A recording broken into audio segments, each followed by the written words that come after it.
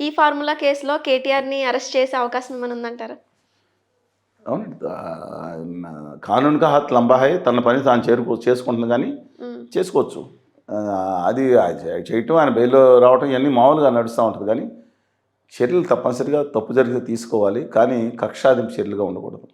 Okay. Revanth Reddy గారికి వాళ్ళ hero worship వచ్చిందంటే దాని ఒరిజినల్ స్పిరిట్ ఉంది. 2008లో ఆయనతో మాట్లాడిన ముఖ్యమంత్రి అవ్వాలనే ఆయన యోచన ఉంది, ఆయన ఆలోచన ఉంది, ఆయన దమ్ము ఉంది, ధైర్యం ఉంది. డిఫరెంట్ ఇష్యూ అది.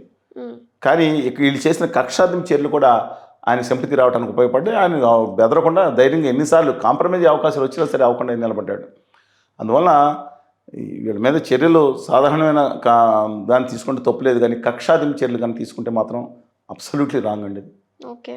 నేను చెప్తున్నాను.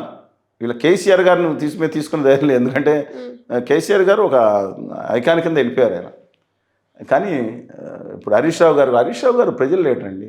తప్పులు అడ్మినిస్ట్రేటివ్ ప్రజలు లీడర్. మీరు ఇల్లు ఒకసారి సిద్దిపేట కాన్స్టిట్యూన్సీలో కనుక్కోండి. ఓకే. ఇవాళ కొంత మెజారిటీ తగ్గొచ్చు కానీ అపరహితంగా ఎన్నుకవుతున్నారు. వాళ్ళ మామగారి కంటే ఎందుకు మామయ్య గారి కంటే ఎందుకు మెజారిటీ వస్తుంది ఎక్కువ ప్రతి సంవత్సరం పెరుగుతూ ఉంది. అబ్సల్యూట్లీ ప్రజలలో కలుపుకొని లీడర్లు ఇంకా ఉన్నారు.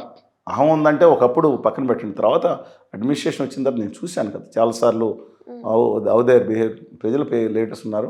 ఆయన మీద కూడా కక్ష నింపు అనేది కాకుండా చర్యలు తను తీసుకోవడం తప్పులేదు.